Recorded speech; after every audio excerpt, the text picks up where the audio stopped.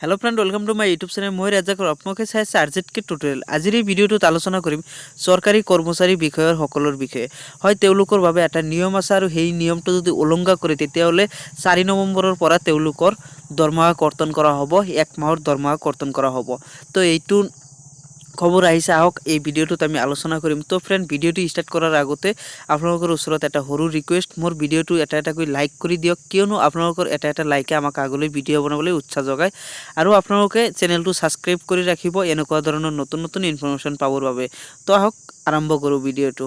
হৈছে যে প্ৰতি সোমবাৰে চৰকাৰী চাকৰিয়ালে পিন্ধিব লাগিব পৰম্পৰাগত পোছাক, অন্যথা দৰমহা কৰ্তন। তাওক নটিছটোত কি কোৱা হৈছে যে ইয়াত কোৱা হৈছে যে ৰাজ্য চৰকাৰে যোৱা বছৰ এক নিৰ্দেশনা দিছিল যে চৰকাৰী বিষয়া কৰ্মচাৰীসকলে নিজ নিজ পৰম্পৰাগত পোছাক পৰিধান কৰি কাৰ্যালয়ত আহিব লাগিব। বৰ্তমান ৰাজ্য চৰকাৰে অনুকৰণ কৰি এইবাৰ ডিমা হাছাও জিলাত দেৱলাল গাৰ্লছা নেতৃত্বাধীন পাৰ্বত্য পৰিষদে পৰম্পৰাগত পোছাক পৰিধান ব্যৱস্থা প্ৰণয়ন কৰিবলৈ চূড়ান্ত কৰিছে। উত্তৰ কাছাৰ পাৰ্বত্য স্বায়ত্তশাসিত পৰিষদৰ অধীনস্থ চৰকাৰী বিষয়া কৰ্মচাৰীয়ে প্ৰতি সপ্তাহৰ সোমবাৰে নিজৰ পৰম্পৰাগত পোছাক পৰিধান কৰি কাৰ্যালয়ত আহিব লাগিব।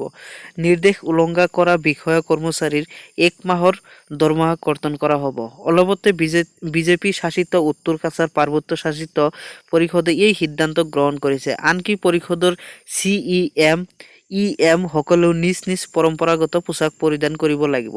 সোমবাৰৰ পৰা অৰ্থাৎ 4 নৱেম্বৰৰ পৰা এই নিৰ্দেশনা কাৰ্যকৰী হ'ব।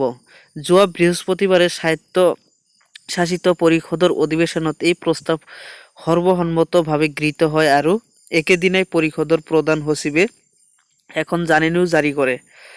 উল্লেখযোগ্য যে ডিমা হাছাও জিলাৰ 14টাৰো অধিক জনগোষ্ঠী বাসভূমি আৰু তেওঁলোকৰ আছে নিজা পৃথক পোছাক।